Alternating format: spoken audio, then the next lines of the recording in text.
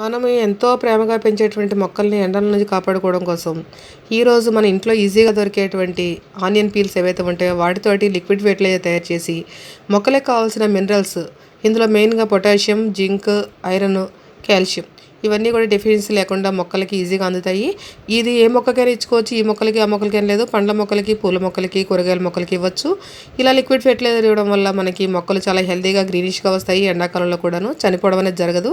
So ఇలా మనము ఒక 2 రోజుల పాటు ఉల్లి పొట్టు మనకి కలెక్ట్ చేసుకొని నీళ్ళలో నానబెట్టి 2 రోజులు నానిన తర్వాత 2 రోజుల తర్వాత దీంట్లో ఉన్నటువంటి సారం అంతా కూడా నీళ్ళలో దిగుతుంది. దిగిన నీళ్ళని మనం వడగట్టుకొని ఈ నీటిని 1:10 రేషియోలో కలుపుకొని మనం మొక్కలకి ఇచ్చినట్టయితే మొక్కలకి చాలా హెల్తీగా వస్తాయి.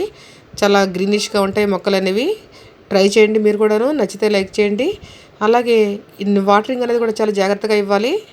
రెగ్యులర్గా మనం టైం ప్రకారం ఇస్తుంటే వాటరు, అలాగే లిక్విడ్ ఫెర్టిలైజర్స్ ఇచ్చుకుంటూ మొక్కల్ని కాపాడుకోవాలి. అలాగే మెయిన్గా మల్చింగ్ అనేది చాలా అవసరము. దీన్ని మనము వేస్ట్తోనూ మల్చింగ్ చేయొచ్చు. అలాగే మనము కూరగాయ మొక్కలు అంటే ఆకుకూర మొక్కలు అలాంటివి ఉంటాయి కదా, వాటితో కూడా మనం మల్చింగ్ చేసుకోవచ్చు అనమాట మొక్కల్ని, పెద్ద మొక్కలకి. ట్రై చేయండి. నచ్చితే లైక్ చేయండి.